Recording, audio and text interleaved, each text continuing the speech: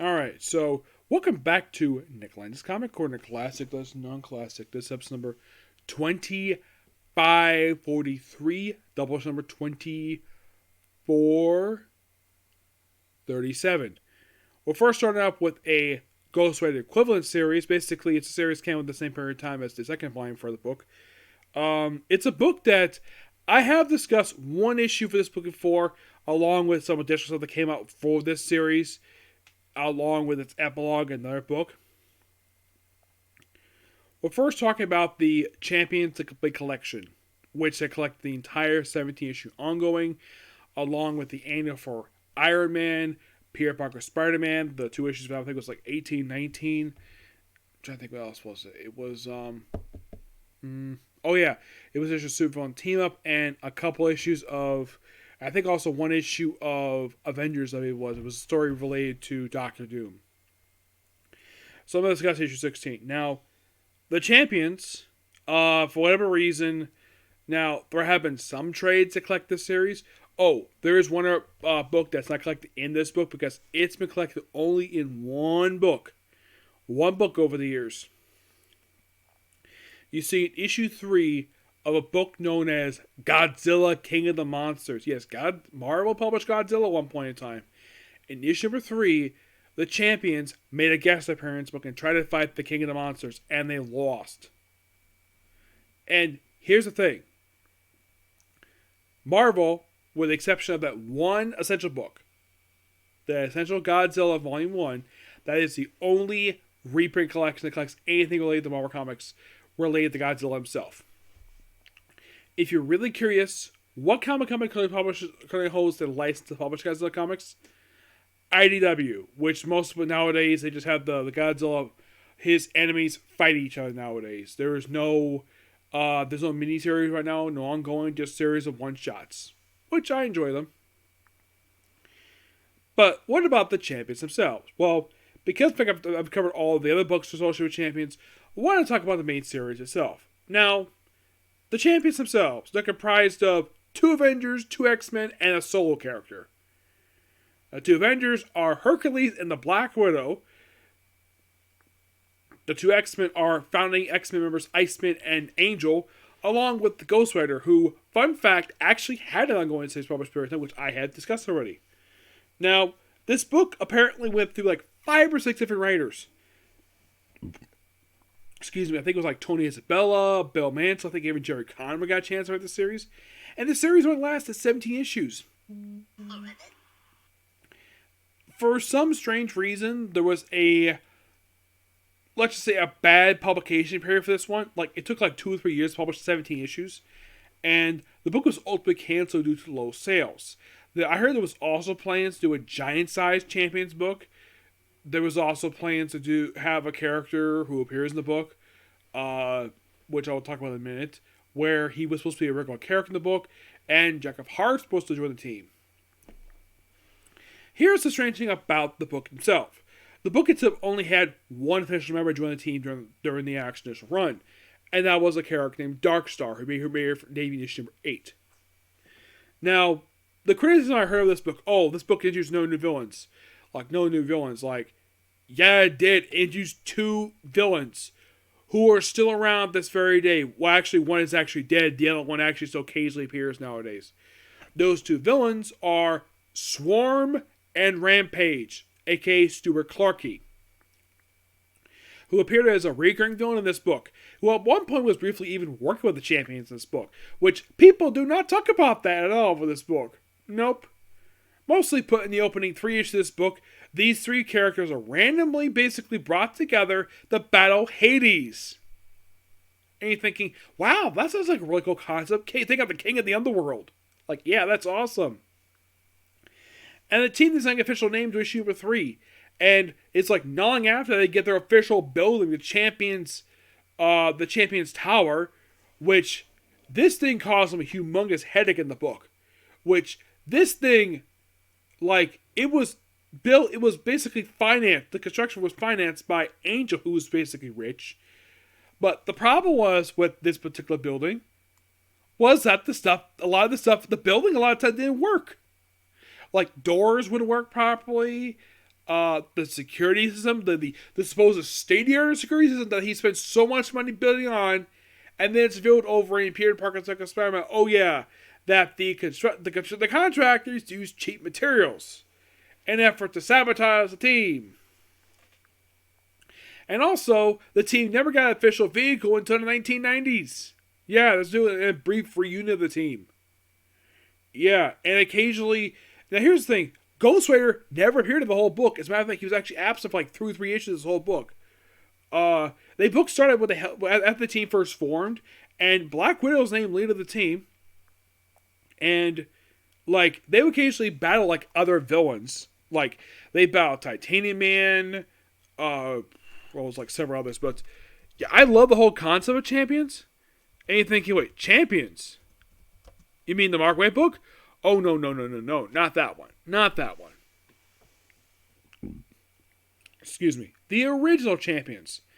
Otherwise known as the Champions of Los Angeles. Excuse me.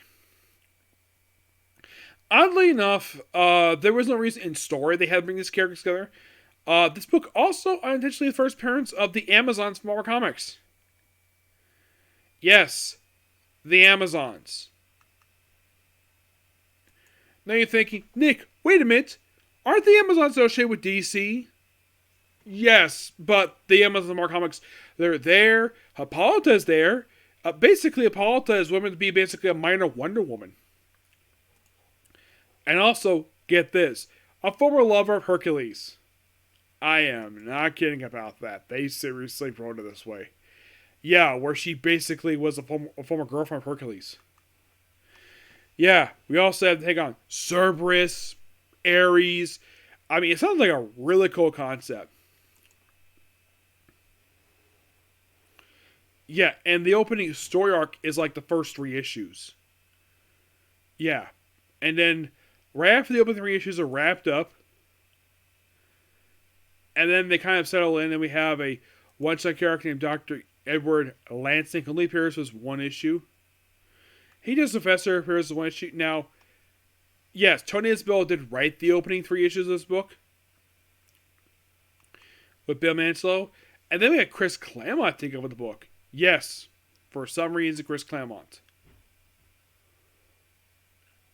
Issue number 5 is the first appearance of Stuart Clark, aka Rampage, who people know in modern day as the one half of the Jigsaw brothers. Actually was dead. He came back in for Iron Man. Yeah, he appeared more than just 2 issues of this book for Champions. He appeared for 4 straight issues of the book, from issues 5 through 8. Even as sort of like a supporting character in the book. Rampage is a really cool character. I like Rampage. Really cool. He's awesome. One guy taking a whole group of characters. By the way, after issue 3, like, Ghost Rider is gone. He's not in issue 4. Actually, he's in issue 4. 5, he's there. He's only in flashback, not in the main story itself. He does turn the book a little bit later. Mm-hmm.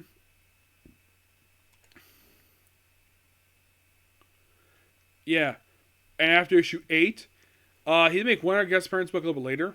But issue number 7 is noteworthy for the debut of the character Darkstar. The original Darkstar. There were a few others. She at one point was dead.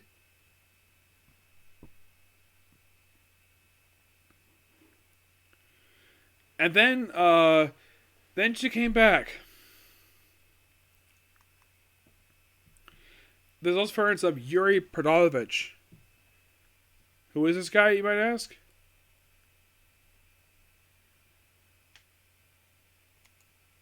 He is the son of a character known as Ivan Pavlovich, who is a character from Amazing Avengers Volume 2, Number 1, which is from a Black Widow story. Yes, a Black Widow villain. And this guy's his son. There's also Ivan Petrich. Yeah, basically he... At one point, he was like a father figure to her, and then, oh yeah, he had a thing for her. And then he got killed off the pages of Black Widow. Yes. Yeah, and then basically issue 7, basically it's like, oh, let's have the champions fight 4 villains. Let's fight the son of the one of the Crimson. Let's fight the son of a Black Widow villain, Titanium Man, Rampage, Griffin, and of course Darkstar became a good guy. And then we have Titanium Man, Crimson Emma, Griffin, Darkstar, and Rampage.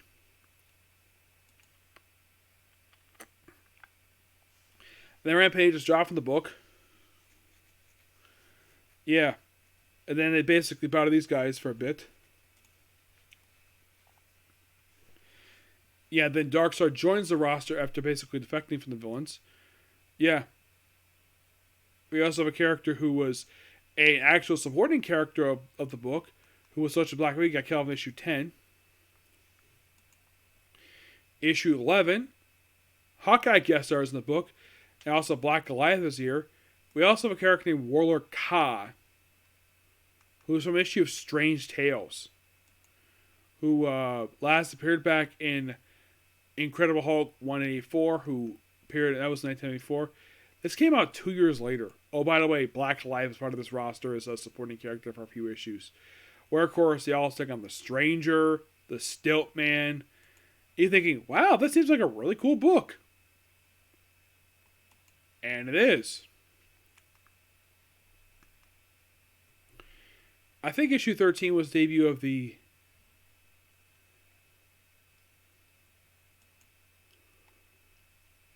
Champions Headquarters' first appearance, issue 3.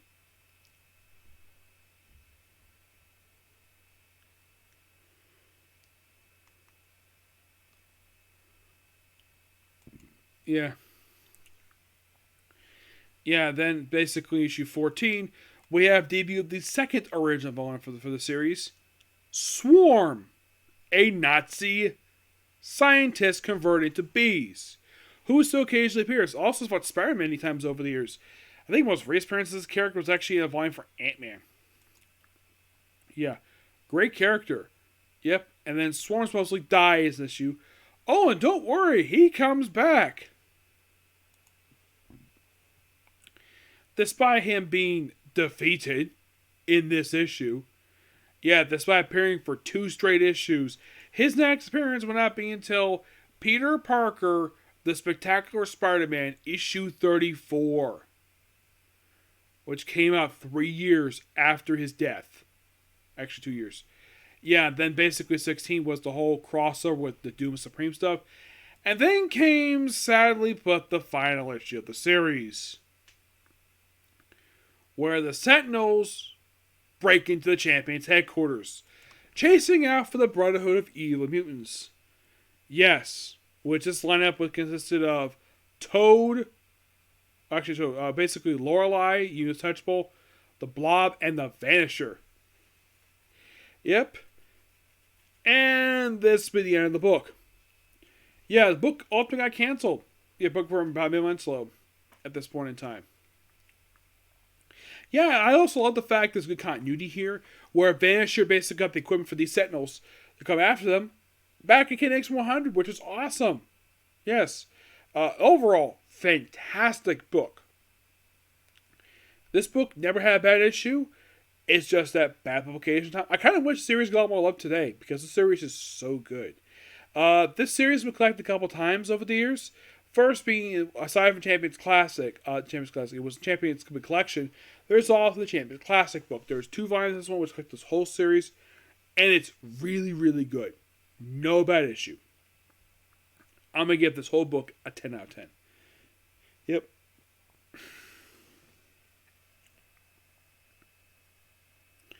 Next up we have is Blade, the Vampire Hunter.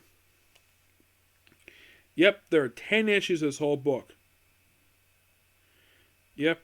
So, right after the cancellation of Night Stalkers, Blade went off on his own and did the solo book.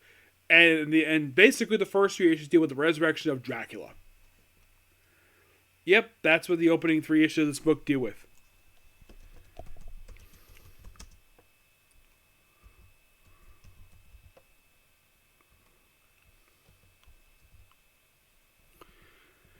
Yeah, that's kind of in the way with the first 3 issues with basically Dracula's resurrection and be coming back to life. Well, of course, the other group known as the Bad Seed. Yeah, the basic group of vampires who appear in this very book, who appear for the first 5 issues of this book. The book itself was written by a guy by the name of Ian Edgerton, and this basically picks up right after the end of the Night Stalkers book. And we have 2 characters, Bible John and Julia Soares, who pretty much in a way appear as Blade supporting characters. In the case of Julia Soares, she appears in almost every issue of this whole book except for issue 8. And what about Bible John? Bible John himself will appear kind of in the way of this guy. When I saw him in the book, he reminded me a lot of Abraham Whistler from the movies. Yeah, and he's only here for most of the first 8 issues, skipping only issue number 6. Yeah, and Bad Seeds, you can think of their story kind of in the way, taking up the first 5 issues of this book.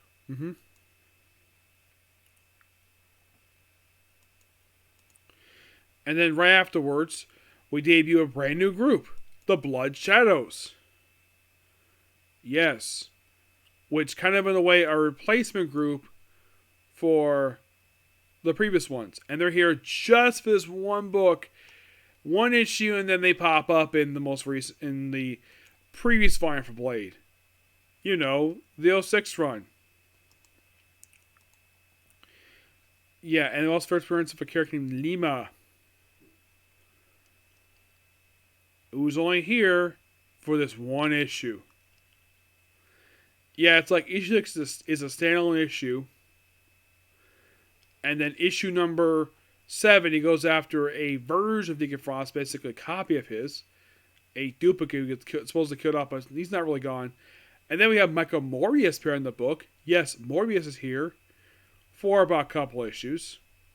Actually, like one issue. And then we have Blade take an alternate counterpart of himself from an alternate future, appears in the penultimate issue of this book,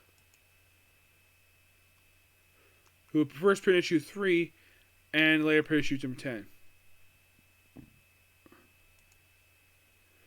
Yeah. It's mostly taking on some other vampires. It's almost like this book became really weird, and then Dracula appears in the last book.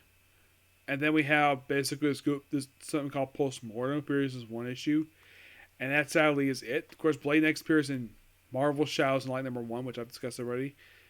But this book is pretty good. I don't think the book is bad, just a little weird. Love the cover of this one. Now, you might be asking, does the Midnight Suns logo stay in the whole book like it does in the first issue? No. You might be thinking, okay, when does Midnight Suns logo get dropped in the book? It gets dropped after issue number 3. Now, I'm also going to discuss here, before I end this video here, Midnight Suns Unlimited. First, basically, talk about issue number 7 and 8. Why these 2 issues? Because basically they feature the characters. Now, Blood Brothers is just basically just a it's basically with a character named Jonas Coy, who appears with one issue. It's just basically a good solo play story in this issue.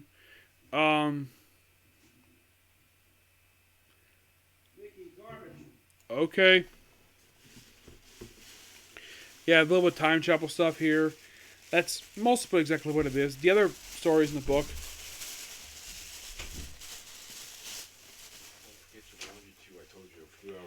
Okay.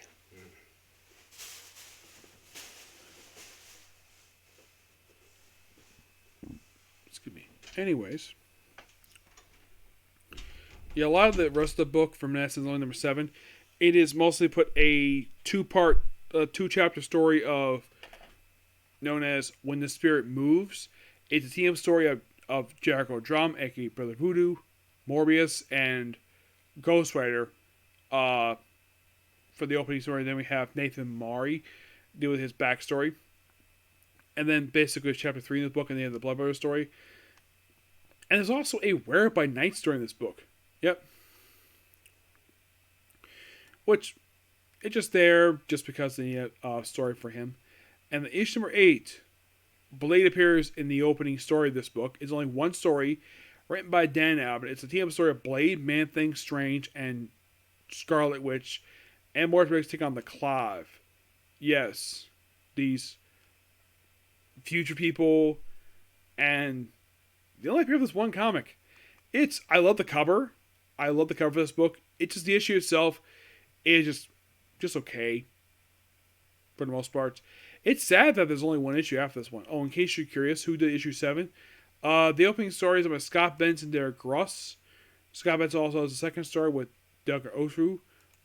3 is the same people. Blood Brothers, that is Simon Foreman and Nick Nepotito. Moonjack is Kevin Sutherland and Jake Jacobson. Kevin F. Sutherland, it's a Scottish artist. Even think it's the guy related to Keith Sutherland, I highly doubt it. Yeah, so that's pretty much a particular view. And next up is going to be, well, On Your Girlfriends. Okay, next video. Bye.